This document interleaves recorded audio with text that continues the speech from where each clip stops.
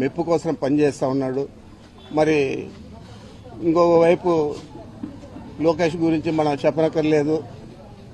జరిగిన దారుణాలన్నీ కూడా అతని ద్వారానే జరిగాయి. మరి చంద్రబాబు నాయుడు వాళ్ళిద్దరికీ కూడా వత్తాసు పలికే పరిస్థితి తప్ప ఈ జరిగిన తప్పును సరిదిద్దుకోవాలనే ఆలోచన, ఆ వయసుకు తగినట్లు ప్రవర్తించాలనే ఆలోచన కూడా చంద్రబాబు నాయుడు చేయలేదు. మరి నేను ఒకటే మీ ముగ్గురికి కూడా తెలియజేస్తా ఉన్నాను, ఇలాంటి సంఘటనలు పునరావృతమైతే తప్పకుండా మీకు డిపాజిట్లు కూడా రాబోయే ఎన్నికల్లో. ఇప్పటికే మీ పరిస్థితి మీకే అర్థమైంది.